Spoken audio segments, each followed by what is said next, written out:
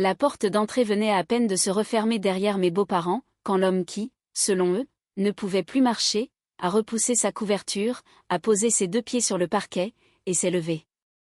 Ses genoux tremblaient. Sa voix, non. Ne les appelez pas, a-t-il murmuré. Ils essaient de me voler 7 millions d'euros. J'aimerais pouvoir vous dire que j'ai géré ce moment avec un calme professionnel. Je suis kinésithérapeute. J'ai travaillé avec des patients victimes d'AVC, des blessés de la moelle épinière, des personnes avec des prothèses de hanche, et même un dentiste à la retraite qui m'a jeté son déambulateur au visage, simplement parce que je refusais de lui laisser sauter ses exercices de jambes. Je suis formé pour garder la tête froide. Pourtant, lorsque Walter Mitchell s'est levé, j'ai failli faire tomber un verre de thé glacé, directement sur mes chaussures. « Asseyez-vous » ai-je dit. Walter a froncé les sourcils. C'est ce que tout le monde n'arrête pas de me dire. Monsieur Mitchell. Walter. Si nous sommes sur le point de commettre une trahison envers mon frère, nous devrions probablement utiliser nos prénoms. Il a fait un pas prudent vers moi, en s'agrippant à l'accoudoir de son fauteuil. Son dos était voûté, et son genou gauche tremblait, juste sous son pantalon de pyjama. Il ne bougeait pas comme un homme en bonne santé. Mais il ne bougeait pas non plus comme quelqu'un qui aurait été prétendument paralysé par un AVC massif, 11 mois plus tôt. Cette différence avait toute son importance. Je l'avais d'ailleurs remarqué, bien avant que Frank et Marilyn ne partent.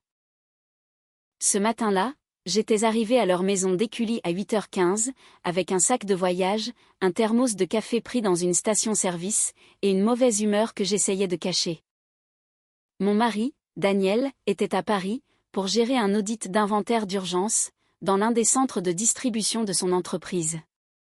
Il était parti depuis 3 jours, et prévoyait d'y rester jusqu'au mardi suivant. Pendant ce temps, ses parents partaient pour une croisière de 2 semaines dans les Caraïbes. Ils l'avaient réservée des mois à l'avance, mais, d'une manière ou d'une autre, la prise en charge de Walter était devenue mon urgence, à la toute dernière minute. Frank se tenait dans le hall, portant un pantalon chino impeccablement repassé, et un polo bleu marine avec un minuscule voilier brodé sur la poitrine. À 77 ans, il s'habillait toujours comme s'il pouvait être convoqué à une réunion de son club de golf, sans le moindre préavis. « Tu es une professionnelle » m'a-t-il dit. « Ce sera facile pour toi. » J'ai regardé au-delà de lui, en direction de Walter, qui était assis sous une couverture grise, près de la fenêtre du salon. Les soins à domicile ne sont pas faciles, simplement parce que je travaille dans la rééducation. Marilyn roulait une valise rose vers la porte. Elle était assez grande pour transporter un réfrigérateur de taille moyenne. Oh, Laura, il dort la majeure partie de la journée. Les yeux de Walter se sont tournés vers elle. Juste ses yeux. C'est la première chose que j'ai remarquée. La seconde était sa main droite. Frank nous avait dit que l'AVC de Walter avait laissé ce côté affaibli. Mais lorsque Marilyn s'est penchée pour border sa couverture, Walter a soulevé ses doigts, juste assez pour empêcher le tissu de se coincer sous son poignet. C'était un petit mouvement, contrôlé, précis, et pas du tout impossible pour un survivant d'AVC. Bien sûr, la guérison est différente pour chacun, mais cela ne correspondait pas à l'image d'impuissance que Frank nous dépeignait, depuis près d'1 an. Ensuite, j'ai vu les chaussons de Walter. Les semelles étaient légèrement usées, près des talons. Les gens qui ne se lèvent jamais, n'usent pas les talons de leurs chaussons. Je me suis accroupi près de lui. Bonjour, Walter. Savez-vous qui je suis ? Ses yeux ont croisé les miens, immédiatement. Frank a répondu à sa place. Il a de bons et de mauvais jours. C'est à Walter que j'ai posé la question. Le sourire de Frank s'est crispé. Walter a cligné des yeux une fois, lentement, puis a laissé son regard dériver vers la fenêtre. À l'époque, j'avais supposé qu'il avait peur du tempérament de Frank. Je ne comprenais tout simplement pas encore pourquoi. Marilyn m'a tendu un bloc-notes jaune, couvert d'instructions. Petit déjeuner à 8h, pilule à 8h30, déjeuner à midi, comprimés écrasés dans de la compote de pommes. Pas de marche, pas d'appel téléphonique. Cette dernière consigne m'a fait lever les yeux. Pas d'appel téléphonique? Il s'embrouille, a déclaré Frank. Le mois dernier, il a essayé d'appeler un avocat. Les yeux de Walter se sont décalés vers lui. Frank a ri, comme si c'est une histoire charmante, à propos d'un bambin qui composerait le numéro des pompiers. Il a dit que nous le volions. Tu imagines? J'ai regardé Marilyn. Elle s'affairait à ajuster la sangle de son sac à main. Puis, Frank m'a tapoté l'épaule. La famille prend soin de la famille. Cette phrase avait été utilisée contre moi tellement de fois pendant mon mariage, qu'elle avait commencé à sonner, non plus comme une valeur, mais plutôt comme un agent de recouvrement. Ils ont chargé leurs bagages dans un Range Rover noir. Marilyn s'est plainte que Frank avait emballé trop de chaussures. Frank a répondu que les navires de croisière avaient des codes vestimentaires. Elle lui a rétorqué que personne, à Saint-Barth, ne se soucierait de ses mocassins. De simples chamailleries de couples mariés. C'était presque la partie la plus étrange. Ils sont partis en voiture, ressemblant à n'importe quel couple de retraités, se dirigeant vers 2 semaines de buffet à volonté, de bingo, et de cocktails avec des fruits accrochés sur le bord du verre. J'ai regardé leur SUV disparaître au virage. Puis, j'ai fermé la porte. 5 minutes plus tard, Walter se levait. Maintenant, il était à côté du fauteuil, respirant difficilement. J'ai attrapé mon téléphone. Il a levé une main. S'il vous plaît, n'appelez pas Frank. Je n'allais pas appeler Frank. J'envisageais de faire le 15. Cela finira par remonter jusqu'à Frank. Alors, asseyez-vous, avant de tomber et de nous obliger tous les deux à expliquer cela à un ambulancier. Il s'est laissé descendre dans le fauteuil. Pas avec grâce. Son genou a craqué, assez fort pour me faire grimacer. Walter l'a frotté. Vieillir, c'est surtout découvrir de nouveaux endroits où votre corps peut faire du bruit. Malgré moi, j'ai failli rire. Failli. J'ai tiré une chaise de salle à manger, je l'ai placée face à lui, et je m'y suis assise. Commencé à parler. Il a jeté un coup d'œil vers la fenêtre d'entrée, vérifiant l'allée. Je n'ai pas eu d'AVC. Que s'est-il passé? Une pneumonie. Un cas grave. J'ai passé 9 jours à la clinique de la sauvegarde, puis 3 semaines en centre de rééducation. J'étais faible, mais mon cerveau fonctionnait très bien. Alors, pourquoi tout le monde croit-il que vous ne pouvez ni marcher ni parler? Parce que Frank le leur a dit. Et après un certain temps, j'ai arrêté de le corriger. Ça n'a aucun sens. Vous avez fait semblant d'être en incapacité, pendant 11 mois? J'ai fait semblant d'être pire que je ne l'étais. Pourquoi? Son visage a changé. L'humour pince sans rire a disparu.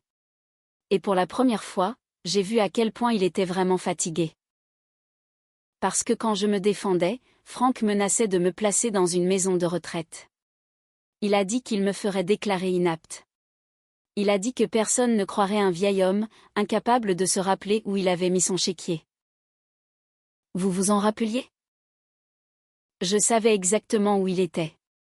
C'est Frank qui l'avait. Walter a pointé du doigt un meuble étroit, à côté de la cheminée. Le tiroir du bas. Il y a un double fond. Je n'ai pas bougé. S'il s'agit d'une sorte de dispute familiale, je ne m'implique pas, sans Daniel. Vous êtes déjà impliqué. Frank s'en est assuré, quand il vous a laissé ici. Cette phrase m'a frappé plus durement que je ne l'aurais voulu. J'ai traversé la pièce, et j'ai ouvert le tiroir. Sous une pile de vieux magazines Le Figaro, j'ai trouvé un fin panneau en bois. Il s'est soulevé facilement. À l'intérieur, il y avait une grande enveloppe. La première page était une requête de mise sous tutelle d'urgence, déposée au tribunal judiciaire de Lyon. Le requérant était Frank Mitchell. Le nom de Walter apparaissait juste en dessous. La date de dépôt datait de 3 jours. J'ai parcouru les allégations. Déficience cognitive sévère, incapacité à gérer ses finances, risque d'automutilation, nécessité d'un placement immédiat en soins supervisés. À cela, était jointe une demande de contrôle sur la résidence de Walter, et sur ses comptes bancaires. Mon estomac s'est noué. Avez-vous signé quoi que ce soit de tout cela? Non. Avez-vous un avocat? Une en qui j'ai confiance. Frank surveille le téléphone de la maison, et prend mon courrier. J'ai réussi à la joindre une fois, par l'intermédiaire d'un ami de l'église, mais elle a besoin de preuves, certifiant que je suis capable de prendre mes propres décisions. Vous pourriez témoigner au tribunal. Si Frank m'y amène en premier, son plan est de me transférer dans un établissement, le lendemain de leur retour. Une fois que je serai à l'intérieur, chaque protestation deviendra simplement un symptôme de plus. J'ai regardé les papiers à nouveau. Que veut-il que vous signiez? L'autorisation de vendre ma maison, et de modifier les procurations sur les comptes. Et les 7 millions? Walter s'est penché en avant, sa voix chutant jusqu'à n'être presque plus qu'un souffle. C'est ce qu'il pense contrôler, une fois que le tribunal lui aura donné le contrôle sur moi. Avant que je ne puisse poser une autre question, mon téléphone a sonné. Frank Mitchell a clignoté sur l'écran. Un appel vidéo. Walter a bougé plus vite que je ne m'y attendais. Il a tiré la couverture sur ses jambes, s'est affaissé sur le côté dans le fauteuil, et a laissé sa bouche très légèrement ouverte. Le changement était troublant. Une seconde plus tôt, il était un homme vif et effrayé, demandant de l'aide. La seconde suivante, il ressemblait exactement au patient impuissant, tel que Frank l'avait décrit. Le téléphone continuait de sonner. Walter me fixait, sans bouger la tête. Je connaissais mon beau-père depuis 6 ans. Daniel avait confiance en lui. Toute la famille traitait sa parole comme s'il s'agissait d'un document notarié. Et maintenant, un homme de 81 ans me demandait de lui mentir. J'ai appuyé sur accepter. Le visage bronzé de Frank a rempli l'écran, avec un bar d'aéroport derrière lui. Tout va bien, a-t-il demandé. J'ai jeté un coup d'œil à Walter. Puis, j'ai de nouveau regardé Frank. Tout est exactement comme vous l'avez laissé. Walter a fermé les yeux. Et pour la première fois, depuis que j'avais épousé un membre de cette famille, j'ai choisi mon camp. Frank a souri à la caméra. Pas chaleureusement, plutôt comme un homme vérifiant qu'un colis était arrivé sans être endommagé. Laisse-moi le voir. J'ai tourné le téléphone vers Walter. Il reposait sous la couverture grise, avec sa tête inclinée vers la fenêtre. Ses yeux étaient mi-clos, une main reposant nonchalamment contre sa poitrine. Si je ne l'avais pas vu debout, 5 minutes plus tôt, j'aurais cru chaque mot que Frank nous avait dit. Marilyn s'est penchée dans le cadre de la caméra, à côté de lui. Derrière eux, les annonces de l'aéroport résonnaient à travers le terminal. A-t-il pris ses pilules du matin, a-t-elle demandé. Pas encore. Tu dois les écraser dans de la compote de pommes. Je sais comment fonctionnent les médicaments, Marilyn. Sa bouche s'est pincée. Frank a ri, bien qu'il n'y ait rien de drôle. Laura maîtrise la situation. C'est pour ça que nous l'avons choisi. Il m'avait choisi, comme si j'étais l'outil le plus pratique, posé dans le garage. Frank a soulevé son verre, une boisson orange avec un petit parapluie en papier. Assure-toi qu'il n'essaie pas de se lever. Parfois, il a des idées. J'ai regardé Walter. Son visage ne bougeait pas, mais un doigt s'est enfoncé dans la couverture. Quel genre d'idée, ai-je demandé. Le sourire de Frank a perdu de sa superbe. Qu'il peut encore faire les choses par lui-même. C'était donc ça. Pas de l'inquiétude, pas de la tristesse. Du contrôle. Nous embarquons bientôt, a dit Marilyn rapidement. Appelle si quoi que ce soit change. Je le ferai. Frank a pointé le doigt vers l'écran. Quoi que ce soit. Puis, l'appel s'est terminé. Pendant plusieurs secondes, ni Walter ni moi n'avons bougé. Finalement, il a ouvert un œil. Vous mentez mieux que je ne l'espérais. Je n'ai pas menti. Vous avez dit que tout était exactement comme il l'avait laissé. C'était le cas. Vous étiez toujours effrayé, et je recevais toujours des ordres. Il s'est redressé, et s'est frotté la nuque. Eh bien, c'est presque poétique. Ne vous emballez pas. Je ne suis pas encore de votre côté. Bien sûr que non. Vous êtes du côté de ce qui est vrai. C'est généralement le côté dont personne ne veut, lors des repas de famille. J'ai récupéré le bloc-notes jaune sur le comptoir de la cuisine, et je me suis assise en face de lui. Reprenons depuis le début. Antécédents médicaux, chaque diagnostic, chaque séjour à l'hôpital, chaque médicament. Walter a eu l'air offensé. Je croyais que nous discutions de 7 millions d'euros. Nous y viendrons, juste après la tension artérielle. C'est exactement le genre de phrase qui fait que les vieux perdent confiance en la médecine. Je l'ai ignoré. Pendant les 40 minutes suivantes, je l'ai évalué, de la même manière que je l'aurais fait pour n'importe quel nouveau patient. J'ai demandé la date. Il m'a donné le jour, le mois, l'année, et s'est plaint que les chaînes d'information en continu faisaient paraître la dernière décennie 2 fois plus longue. Je lui ai demandé de mémoriser 3 mots, pomme, chaise, rivière, et de les répéter plus tard. Il l'a fait. J'ai testé la force de préhension, le mouvement des chevilles, la symétrie faciale, l'équilibre, l'élocution, et la coordination. Il présentait de la raideur, de l'arthrose, et une certaine faiblesse, due à une activité réduite. Son genou gauche était instable, ses épaules étaient tendues, sa respiration devenait superficielle lorsqu'il marchait au-delà de 6 mètres. Mais, il n'y avait aucune paralysie évidente, aucune aphasie, aucune négligence unilatérale, rien qui ne corresponde à un AVC dévastateur. Quand j'ai redemandé les 3 mots, il a répondu « pomme, chaise, rivière », et Franck est un voleur, bien que je comprenne que cela ne faisait pas partie du test. Je me suis adossée à ma chaise. Vous avez besoin d'un médecin pour documenter cela. Je sais. Vous devez aussi arrêter de jouer la comédie pour moi. Ses sourcils se sont levés. Ce qui veut dire que vous essayez d'être drôle, parce que vous avez peur. Cela l'a réduit au silence. Walter a baissé les yeux vers ses mains. La peau de ses articulations était fine et tachée. Un ongle était fissuré, près du bord. J'ai eu 11 mois pour avoir peur, a-t-il dit. Je suis fatigué d'y accorder toute mon attention.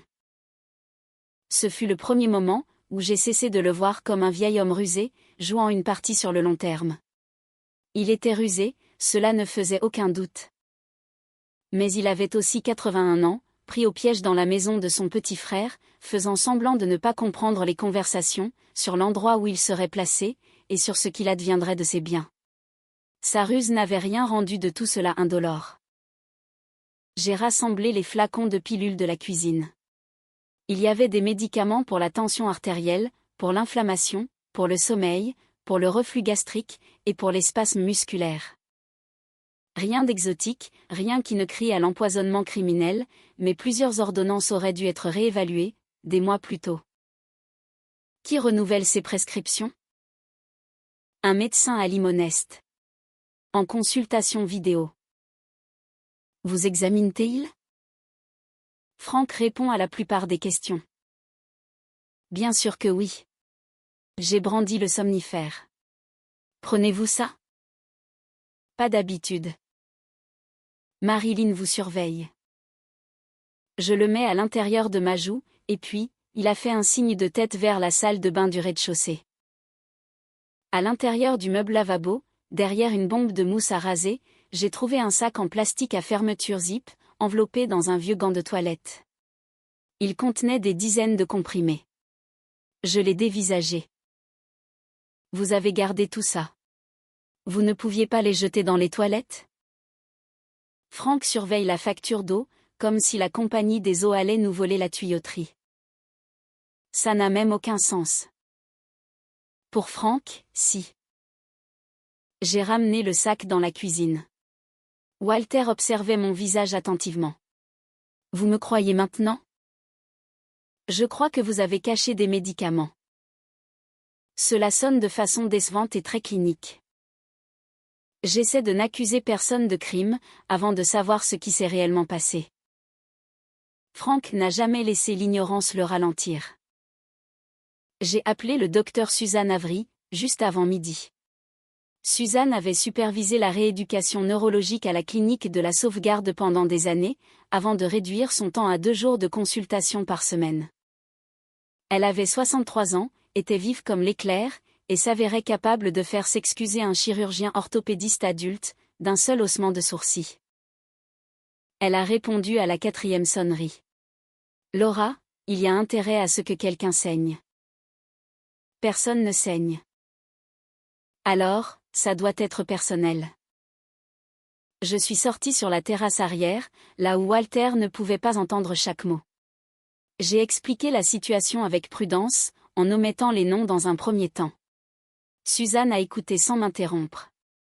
Quand j'ai eu fini, elle a dit, « Est-ce que tu traites cette personne ?»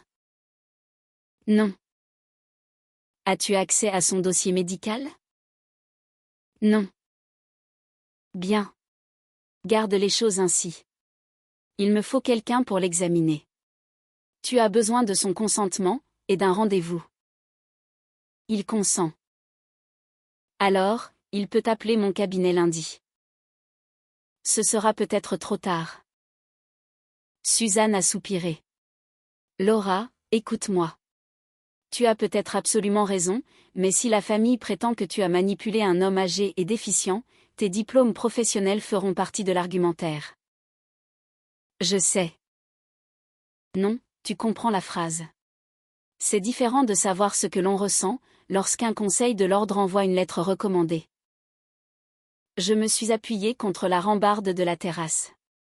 Dans le jardin, un écureuil creusait furieusement à côté de la mangeoire à oiseaux de Marilyn, dispersant le paillis, comme s'il avait une rancune personnelle. Qu'est-ce que je suis censé faire ? Partir ? Tu es censé documenter ce que tu observes personnellement. Ne pose pas de diagnostic. Ne vole pas de dossier. Ne modifie pas la médication sans l'avis d'un prescripteur.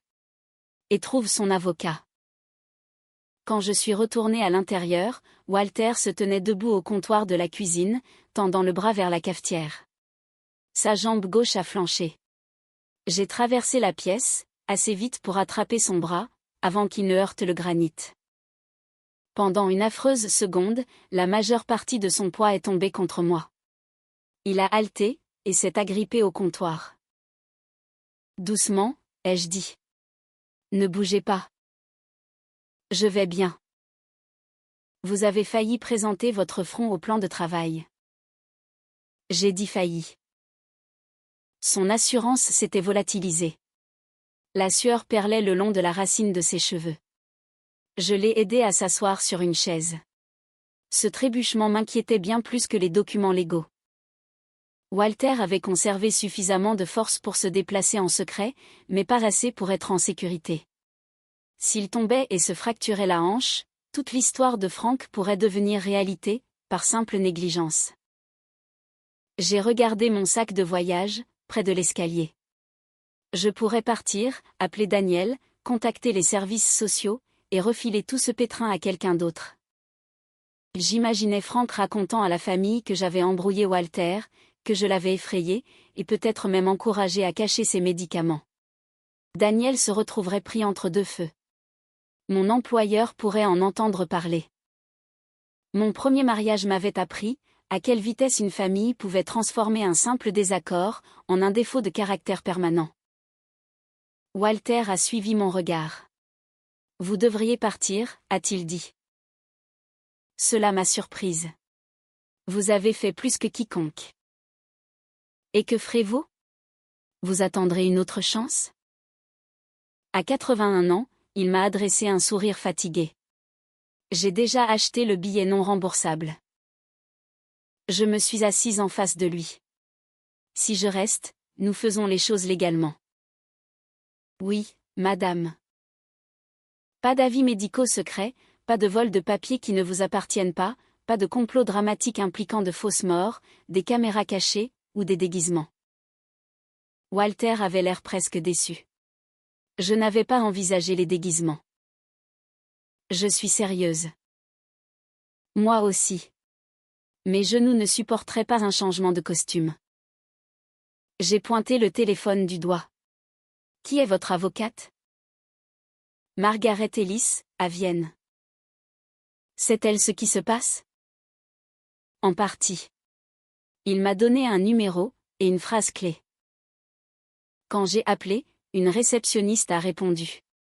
J'ai dit, Walter Mitchell a besoin de parler à Margaret, de toute urgence. Il y a eu un silence. Puis, j'ai prononcé la phrase que Walter m'avait fournie. Dites-lui que le tracteur rouge a toujours sa clé d'origine. La réceptionniste est restée silencieuse. Moins de 30 secondes plus tard, Margaret a pris l'appel. Sa voix était basse et parfaitement maîtrisée. Walter est-il en sécurité pour le moment? Peut-il parler librement? Je lui ai passé le téléphone. Walter a dit « Bonjour, Maggie ». Ses yeux se sont fermés un instant lorsqu'elle a répondu. Cette minuscule expression m'en a dit plus long que n'importe quelle pile de documents. Du soulagement. Un vrai soulagement. Ils ont parlé pendant plusieurs minutes. Puis, Walter m'a rendu le téléphone. Margaret m'a dit de l'amener à son bureau, à 9 heures le lendemain matin. Ne discutez pas de cela avec Frank, m'a-t-elle recommandé. Ce n'était pas mon intention. Il y a autre chose. J'ai attrapé le bloc-notes jaune. Quoi donc? Frank a déposé la requête de mise sous tutelle, avant de partir pour sa croisière. Il a également contacté un expert immobilier, et a demandé les documents pour modifier l'autorisation de signature, sur le compte courant de Walter. J'ai regardé en direction de Walter. Il m'observait. Frank peut-il accéder aux 7 millions, ai-je demandé. Margaret a marqué une pause. Pas de la manière dont il le pense. Qu'est-ce que ça veut dire? Cela veut dire que Frank croit qu'il a encore le temps. Elle a baissé la voix. Il ne sait pas que Walter a agi le premier. Le lendemain matin, je me suis réveillée avant le lever du soleil. Non pas parce que j'avais bien dormi, car ce n'était pas le cas. Chaque fois que je fermais les yeux, j'entendais Frank dire « La famille prend soin de la famille ». C'est drôle comme les gens utilisent parfois cette phrase, juste avant de vous demander d'ignorer votre propre conscience. Walter était déjà réveillé, quand je suis descendue. Il avait fait du café. Enfin, fait, était peut-être un mot généreux. Le café avait l'air d'avoir perdu un combat contre l'eau chaude. Il a poussé une tasse vers moi, malgré tout. Je me suis rappelé comment faire. J'ai pris une gorgée. Votre mémoire est excellente. C'est vraiment aussi mauvais. J'essaie de décider si je dois le boire, ou m'en servir pour reboucher les nids de poules. Pour la première fois depuis que je l'avais rencontré, Walter a ri sans forcer. Je fais du café depuis Eisenhower. Alors, Eisenhower méritait mieux. Il a souri de toutes ses dents. Vous parlez comme ma défunte épouse. Je prendrai cela comme un compliment. C'en était un. Pendant quelques minutes, la tension s'est apaisée. Cela avait de l'importance. Les gens pensent que la peur est constante. Elle ne l'est pas. Elle vient par vagues. Parfois, la vague se retire, juste assez longtemps pour vous rappeler que vous êtes toujours en vie. À 8h30, nous étions en route pour Vienne, dans ma vieille Subaru. Walter a insisté pour s'asseoir sur le siège passager avant. L'installer dans la voiture a pris près de 5 minutes. Ses genoux le faisaient souffrir. Le bas de son dos se raidissait, à chaque fois qu'il pivotait. Lorsqu'il s'est enfin installé sur le siège, il a poussé un long soupir. Vous savez ce que personne ne vous dit, sur le fait de vieillir? J'ai le pressentiment que vous allez me l'apprendre. Vous n'arrêtez pas de planifier votre journée. Il a regardé par le pare-brise. Vous commencez juste à la planifier, en fonction de l'endroit où se trouve la chaise la plus proche. J'ai souri. C'est peut-être la chose la plus exacte que j'ai entendue de toute la semaine. Le bureau de Margaret Ellis occupait un vieux bâtiment en briques, juste à côté de la rue de la République. Rien d'extravagant, pas de hall en marbre, pas de bureau de réception géant, juste des parquets en bois massif bien cirés, des photos de famille encadrées, et des étagères remplies de livres de droit, qui semblaient avoir été ouverts récemment, plutôt qu'achetés pour la décoration. Margaret nous a accueillis elle-même. Elle avait près de 70 ans, des cheveux argentés, et portait un blazer bleu marine avec des chaussures pratiques. Le genre de femme qui vous faisait vous tenir un peu plus droit, sans dire un mot. Elle a serré Walter dans ses bras. Pas par politesse, mais comme si elle s'était sincèrement inquiétée. Ça m'a manqué de vous voir debout. Walter a souri. À moi aussi. Elle m'a regardé. Vous devez être Laura. C'est moi. Merci. Je n'ai encore rien fait. Vous avez répondu au téléphone. Elle nous a fait signe d'entrer dans son bureau. Dès que la porte s'est fermée, Margaret est passée aux affaires. Elle a fait glisser plusieurs dossiers sur son bureau. Frank croit que l'audience de mise sous tutelle sera une simple formalité. Walter a acquiescé. Il a toujours pensé que la paperasse était plus forte que la vérité. Parfois, c'est le cas, a répondu Margaret doucement. Cette phrase a frappé plus fort que je ne m'y attendais. Elle a ouvert le premier dossier. Il y a 3 mois, Walter m'a contacté par l'intermédiaire du révérend Collins. Elle m'a regardé. Frank surveillait le courrier de Walter, vérifiait le journal des appels, et assistait à presque tous ses rendez-vous médicaux. Alors, comment vous êtes-vous rencontrés? À la banque alimentaire de l'église. Walter a souri. Personne ne prête attention à 2 vieux, en train de se disputer à propos de pêche en conserve. Margaret a ri doucement. Il insistait sur le fait que les pêches au sirop étaient meilleures. Elles le sont. Pas du tout, absolument pas. L'espace d'un instant, on aurait dit un frère et une sœur, plutôt qu'une avocate et son client. Puis, Margaret a ouvert un autre dossier. Ceci contient 2 évaluations indépendantes de capacité mentale. Elle a poussé les copies vers moi. Différents médecins, différentes dates. Les 2 ont conclu la même chose. Walter comprend l'état de ses finances. Il comprend les conséquences juridiques. Il possède sa pleine capacité de prise de décision. Alors, pourquoi cela n'a-t-il pas arrêté Frank, ai-je demandé. Parce que Frank n'a jamais vu ces documents. Margaret a croisé les mains. Avant que Frank ne dépose la demande de tutelle, Walter a révoqué l'ancienne procuration. Elle a fait glisser un autre document vers l'avant.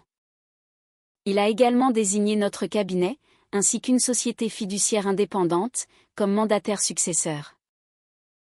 J'ai levé les yeux. Donc, l'argent, la majeure partie, est déjà protégé.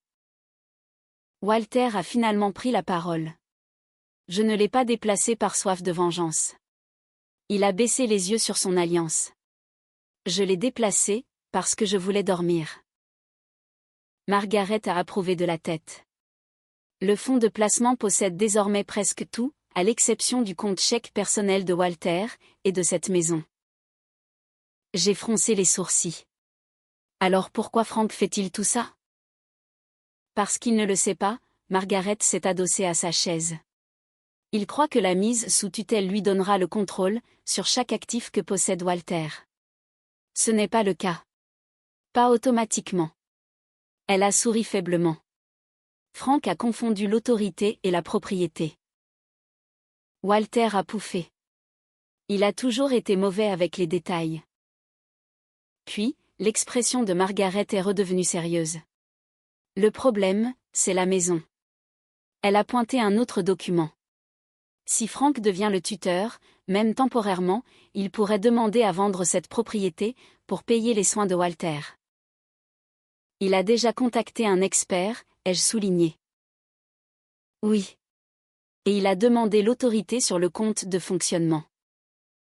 C'est exact. Donc, même s'il ne peut pas atteindre le fonds de placement, il peut toujours rendre la vie de Walter misérable. La pièce est devenue très silencieuse. C'était bien là, le drame avec les personnes âgées. Les gens supposaient que la violence financière ne concernait que l'argent. Ce n'était pas le cas. Parfois, il s'agissait de décider où quelqu'un dormait, qui cette personne voyait, si elle pouvait garder son chien, ou si elle pouvait rester dans la maison, où elle avait enterré son conjoint. Le contrôle. Voilà quelle était la véritable monnaie d'échange. Margaret n'avait pas terminé. Frank a déposé sa requête avant de partir en croisière, car il s'attendait à ce que l'état de Walter décline, pendant son absence. Walter a renâclé. Je l'ai encore déçu. Il s'attendait à ce que Laura confirme votre état. J'ai scié. Quoi? Margaret m'a désigné du doigt. Vous êtes diplômé, expérimenté, et digne de confiance. Elle a fait une pause. Frank pensait que vos observations renforceraient son dossier. Pour la première fois, je réalisais exactement pourquoi Frank avait tant insisté pour que je reste. Il ne m'avait pas choisi parce que j'étais qualifié. Il m'avait choisi parce que mon avis professionnel avait du poids. Il s'attendait à ce que je déclare que Walter ne pouvait, véritablement, plus fonctionner. Au lieu de cela, j'étais devenu son pire témoin. Alors que nous quittions le bureau de Margaret, mon téléphone a sonné. Daniel. J'ai souri machinalement. Puis, j'ai répondu, « Salut ». Sa voix était plate. Où es-tu? À Vienne. Silence. Mon père vient de m'appeler. Mon estomac s'est noué. Qu'est-ce qu'il a dit? Il a dit que tu as emmené oncle Walter quelque part, sans prévenir personne. J'ai regardé Walter. Il a fermé les yeux. Il dit que tu es en train de convaincre Walter que tout le monde le vole.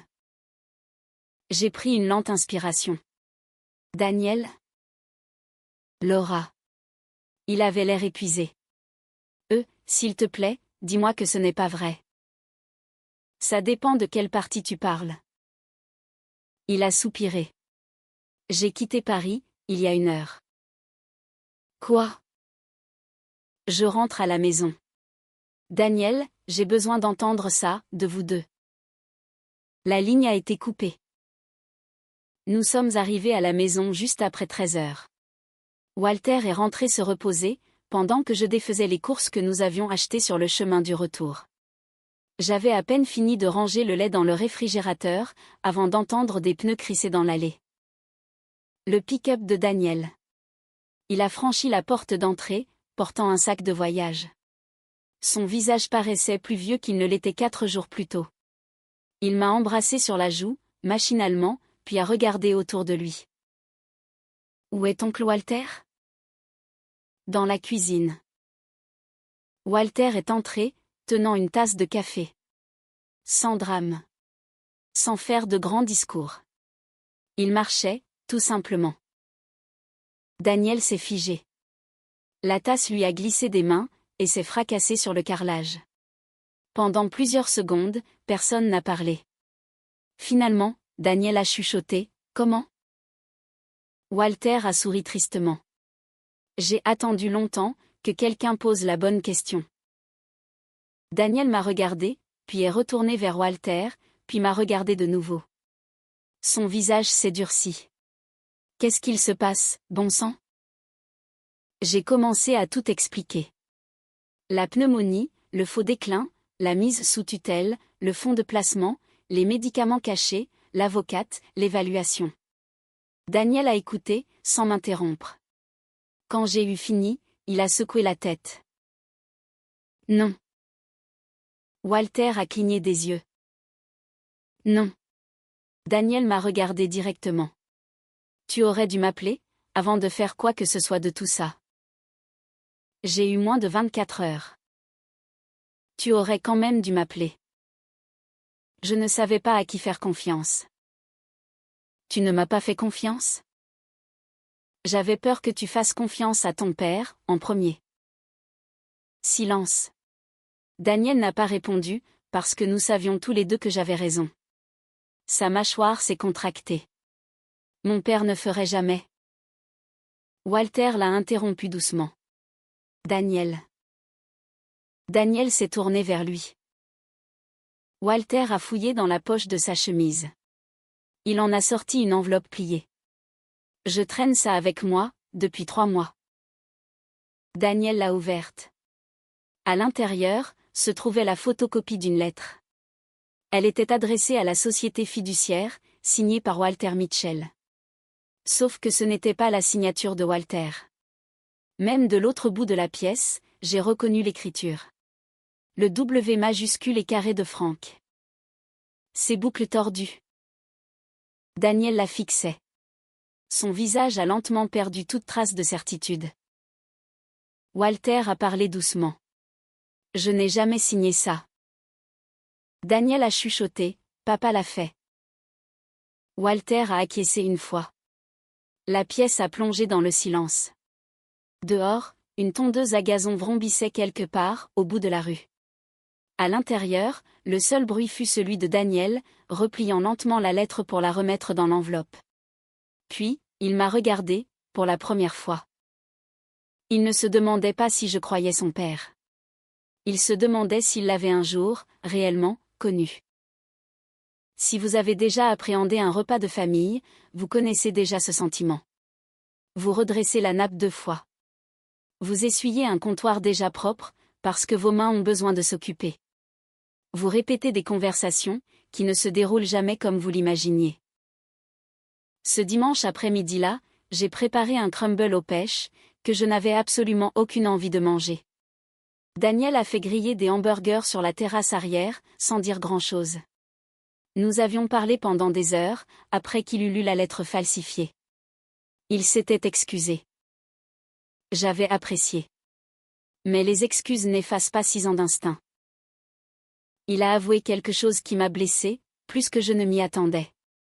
Je ne réalisais pas à quel point je croyais mon père de façon automatique.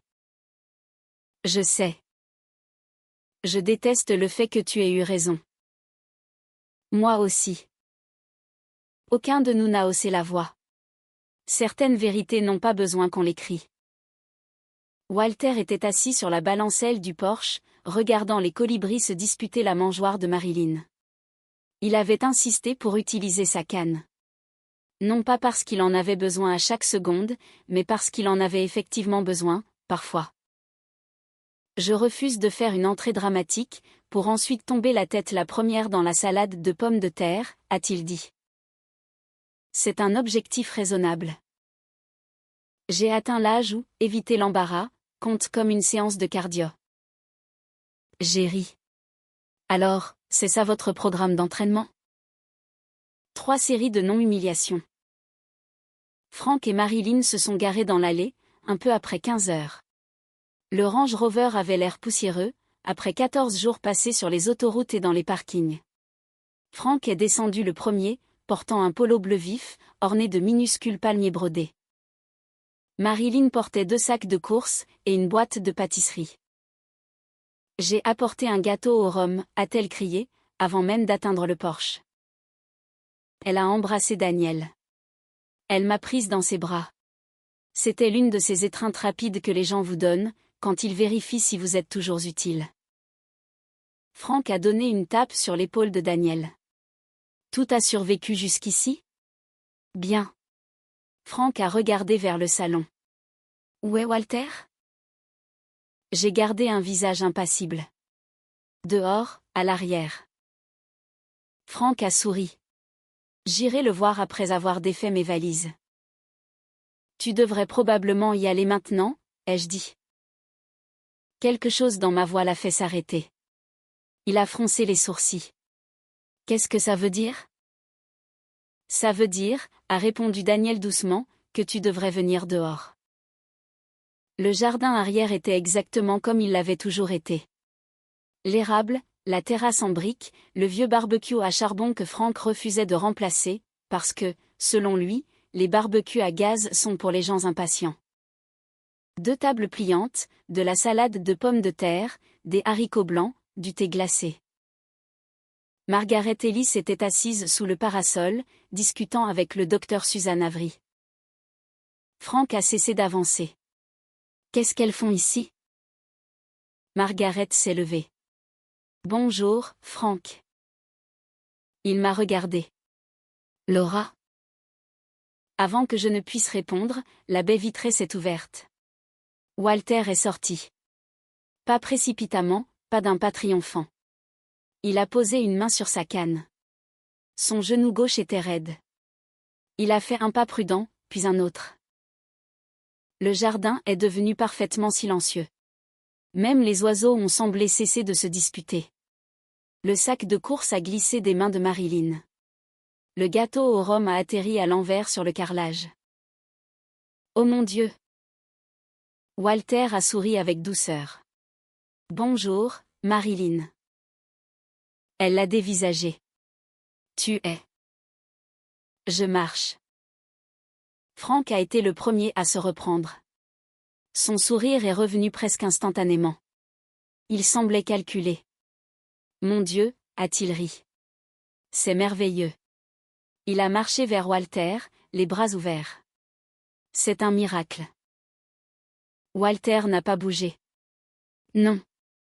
Sa voix est restée calme. C'est de la kinésithérapie. Frank a cligné des yeux. Quoi? Et le fait d'avoir enfin le droit de me lever quand j'en ai envie. Personne n'a dit un mot. Daniel a croisé les bras. J'observais Frank attentivement. Il n'était pas surpris que Walter soit vivant. Il était surpris que Walter se tienne debout, devant des témoins. Ce sont deux réactions très différentes. Frank a forcé un autre rire. Eh bien, quoi qu'il se soit passé, c'est une excellente nouvelle.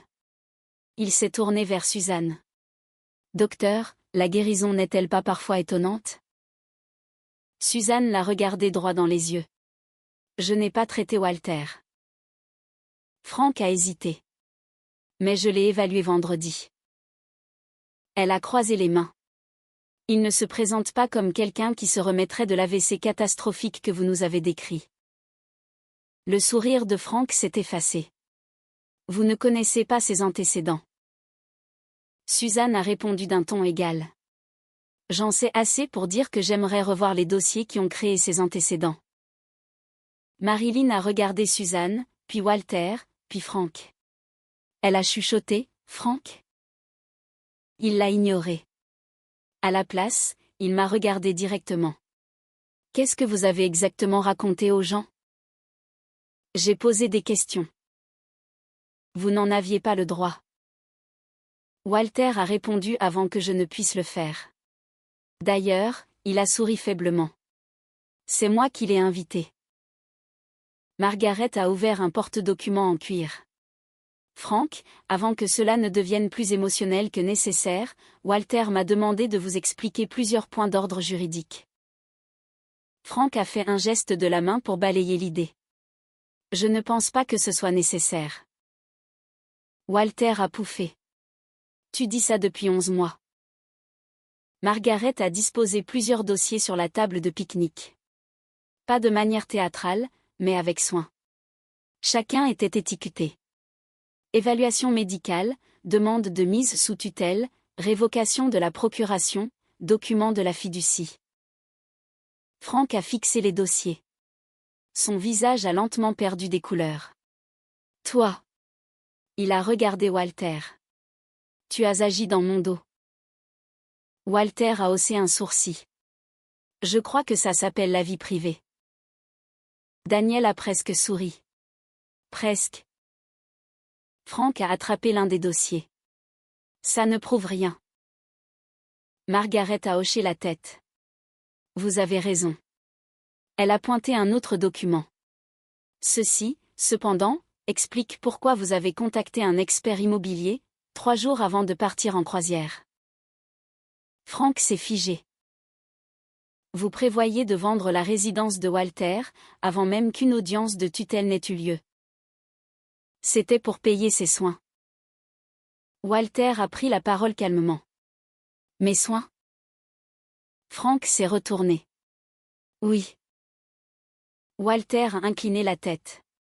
Alors pourquoi as-tu demandé à la banque BNP Paribas de rediriger les fonds vers la société Mitchell Promotion Immobilière? Personne n'a bougé. Frank n'a pas répondu. Walter a continué. Le projet de Megève. Daniel a regardé vivement son père. Quel projet? La mâchoire de Frank s'est contractée. Ça ne te regarde pas. C'est devenu mon problème, quand tu as utilisé la maison de mon oncle pour le sauver. Marilyn s'est assise lourdement. Je t'avais dit qu'on devait attendre. Frank lui a lancé un regard noir. Pas maintenant. Elle l'a ignoré. Tu as dit qu'on emprunterait l'argent. Sa voix tremblait. Tu as dit qu'une fois l'appartement vendu, on remettrait tout en place. Daniel a dévisagé sa mère. Maman. Les larmes ont rempli ses yeux. Je pensais, elle a dégluti. Je pensais que Walter ne s'en rendrait même pas compte. Walter a fermé les yeux une seconde, pas en colère, juste fatigué. Je m'en suis rendu compte. Frank a claqué la main sur la table. C'est ridicule. Il m'a pointé du doigt. Elle l'a manipulé. Je me suis levée. Je n'ai fait qu'exactement une seule chose. Il a eu un rire dur. Oh, vraiment? Je l'ai cru suffisamment, pour lui demander des preuves. Vous vouliez son argent. Walter a lâché un rire sonore. Cela a surpris tout le monde. Qu'est-ce qui est drôle? A demandé Frank. Walter l'a regardé. Si Laura voulait mon argent, il a fait un signe de tête vers les dossiers, c'est la pire croqueuse de diamants de toute la région.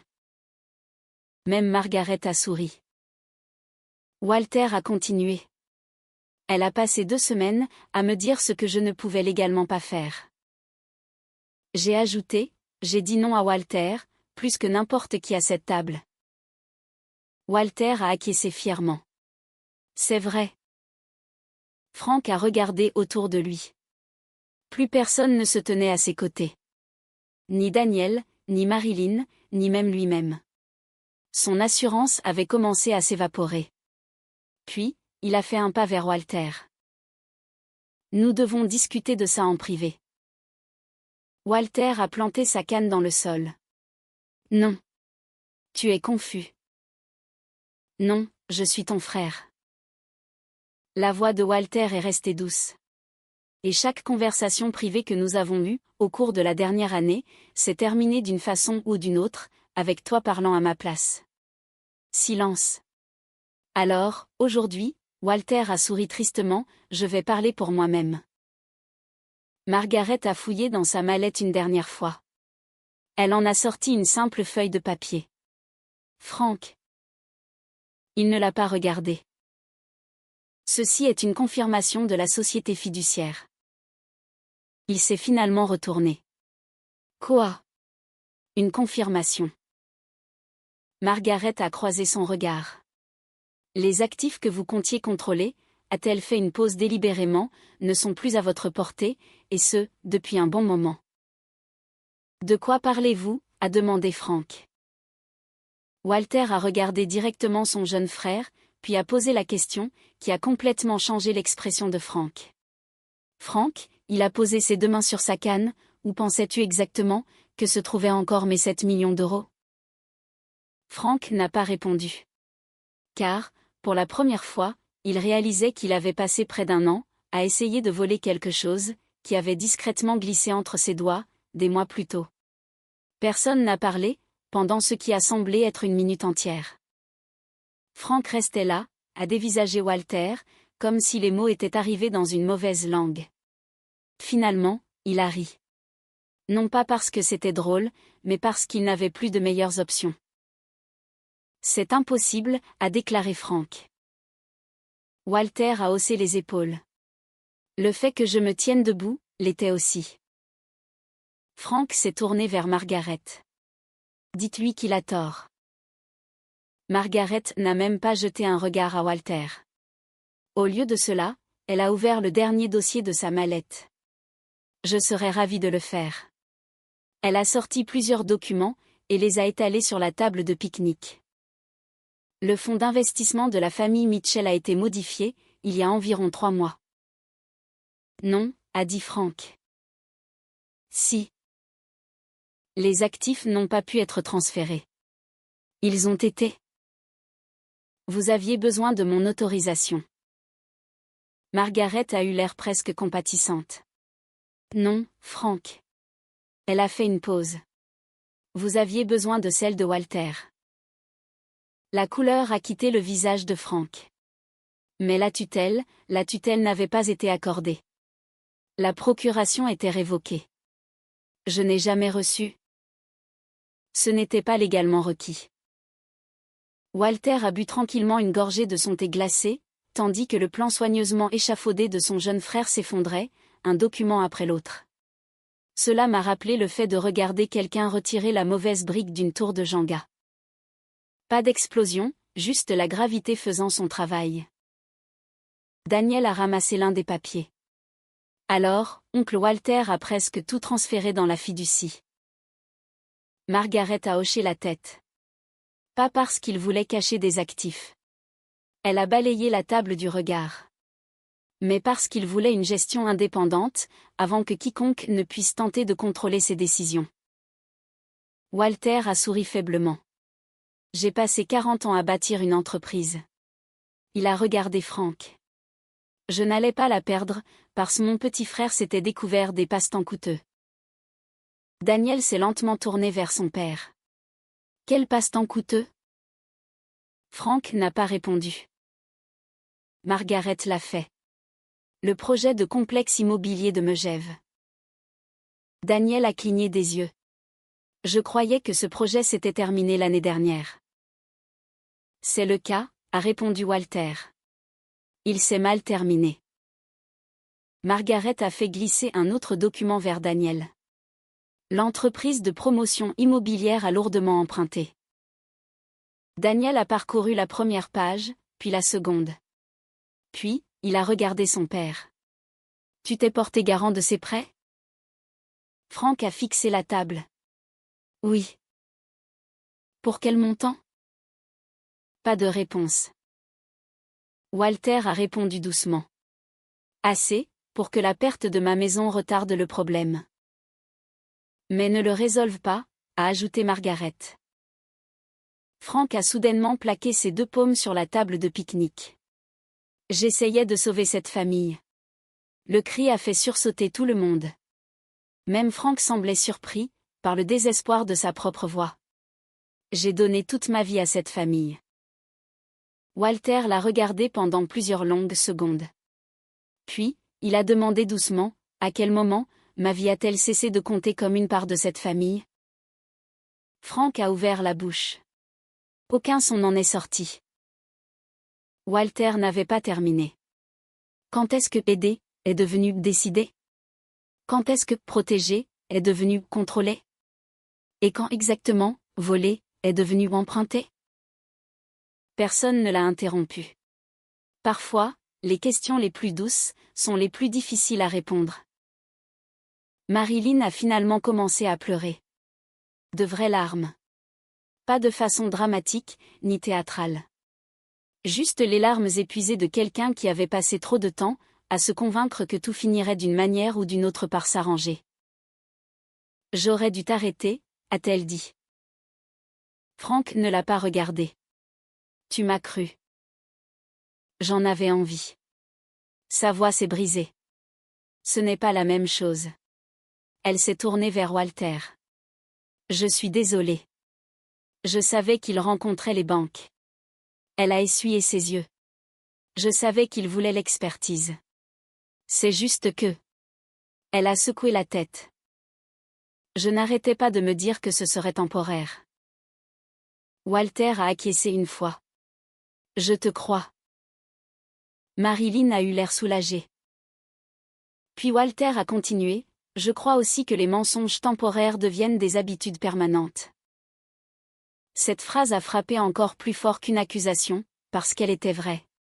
Frank a soudainement tendu la main vers les dossiers. Margaret a calmement posé une main par-dessus. Je ne ferai pas ça. Vous ne pouvez pas me les cacher. Ils ne sont pas à vous. Frank a regardé autour de lui avec désespoir. Daniel. Daniel n'a pas bougé. Papa. Sa voix était basse. As-tu falsifié la signature d'oncle Walter? Frank a hésité. Cette hésitation a répondu à la question bien mieux que n'importe quelle confession. Daniel a fermé les yeux. J'ai vu 30 ans de certitude se fissurer et voler en éclats, en l'espace d'environ 5 secondes. Lorsqu'il les a rouverts, il avait l'air plus vieux. J'ai toujours cru que tu exagérais. Il a ri amèrement. Je n'aurais jamais imaginé que tu inventerais une maladie de toutes pièces. Frank a pointé Walter du doigt. Il n'agissait pas normalement. Il était en deuil. Walter a répondu. Je venais d'enterrer ma femme. Frank l'a ignoré. Il oubliait des choses. Walter a hoché la tête. J'ai oublié où j'avais posé mes lunettes de lecture. Il a souri tristement. Toi, tu m'as déclaré légalement incapable. Même Suzanne n'a pas pu cacher sa déception. Je traite le déclin cognitif depuis des décennies. Elle a regardé directement Frank. Savez-vous ce qui fait le plus de mal aux familles? Frank n'a rien dit. Ce n'est pas la maladie d'Alzheimer. Ce n'est pas Parkinson. C'est quand des personnes en bonne santé décident que la voix d'une personne âgée ne compte plus. Personne n'a appelé la police cet après-midi-là. La vraie vie ne fonctionne généralement pas de cette manière. Au lieu de cela, Margaret a rassemblé les documents. Nous déposerons notre réponse à la première heure demain. Elle a regardé Frank. Nous informerons également le tribunal que Walter bénéficie d'une représentation indépendante. Frank s'est effondré sur une chaise. Pour la première fois depuis que je le connaissais, il a eu l'air petit. Pas parce que j'avais pitié de lui, mais parce que le contrôle, c'était la chose qui le faisait paraître plus grand que tout le monde. Sans cela, il n'était plus qu'un homme vieillissant, qui avait pris une mauvaise décision après l'autre, jusqu'à ce qu'il ne lui reste plus nulle part où se tenir debout. Les mois qui ont suivi se sont déroulés beaucoup plus calmement que ce que la télévision voudrait vous faire croire. La demande de mise sous tutelle de Frank a été rejetée. Les documents falsifiés ont été transmis aux enquêteurs compétents. Les banques ont gelé plusieurs transactions en cours. Les poursuites civiles des investisseurs dans le projet de Megève ont continué d'avancer devant les tribunaux. Frank a fini par vendre son chalet de vacances, ainsi que plusieurs biens d'investissement, pour régler une partie de ses dettes. Le fonds de Walter est resté intact, exactement comme il l'avait prévu. Marilyn a loué une petite maison de ville, de l'autre côté de Lyon, après avoir déposé une demande de séparation légale. Elle et Walter ont lentement reconstruit une amitié prudente. Non pas parce qu'il avait oublié, mais parce que porter la colère en soi pour toujours est épuisant, surtout quand vos genoux vous font déjà souffrir tous les matins. Daniel et moi avons entamé une thérapie de couple. Sa première phrase, lors de notre séance initiale, m'a surprise.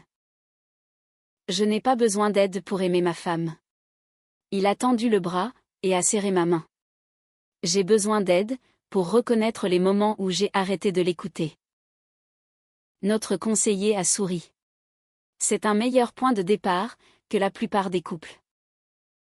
La guérison n'a pas été dramatique. Elle a ressemblé à Daniel, me demandant mon avis avant d'appeler ses parents. Elle a ressemblé à moi, admettant quand la peur me poussait à supposer le pire. De petites choses, des choses vraies. Walter a emménagé dans une petite maison de plain-pied, près de la voie verte de la Via Rona, au printemps suivant. Il a refusé toute suggestion impliquant une résidence assistée. J'y emménagerai, a-t-il déclaré, le jour où le loto commencera à rapporter plus que mes investissements. Il a embauché une aide à domicile à temps partiel. Non pas parce qu'on l'y avait forcé, mais parce qu'il l'avait choisi. Cette distinction comptait pour lui. Chaque mardi matin, nous nous retrouvions pour prendre un café, dans un petit bistrot surplombant le sentier. Il se plaignait toujours de mes recommandations de café. Je me plaignais toujours des siennes. Certaines disputes méritent de survivre. Quelques mois plus tard, Walter a créé un fonds de bienfaisance, grâce à sa fiducie. Une partie a financé l'assistance juridique de personnes âgées, victimes d'exploitation financière. Une autre partie a financé des bourses d'études, pour les étudiants en kinésithérapie de l'Université de Lyon. Quand je l'ai remercié, il a secoué la tête. Je ne vous récompense pas. Non. J'investis. Dans quoi? Il a souri. Dans la prochaine femme têtue, qui refusera de se mêler de ses propres affaires. J'ai tellement ri, que la serveuse a dû remplir ma tasse de café à nouveau. Un après-midi, près d'un an après cette matinée impossible, Walter m'a tendu une petite boîte en bois. À l'intérieur, se trouvait une vieille boussole en laiton. Elle était usée et polie, par des décennies d'utilisation. Mon père la portait sur lui. Je l'ai regardé. Je ne peux pas accepter une chose pareille. Vous le pouvez. Il a refermé la boîte entre mes mains. Quand mon père me l'a donnée, il a dit qu'elle n'arrêterait pas les tempêtes. Il a souri. Elle me rappellerait seulement, quelle direction a de l'importance. Je garde toujours cette boussole dans le tiroir du haut de mon bureau. Pas parce qu'elle indique le nord, mais parce qu'elle me rappelle, que parfois, la partie la plus difficile pour aider quelqu'un, ce n'est pas de le remettre sur ses pieds. C'est de le croire, avant tout le monde.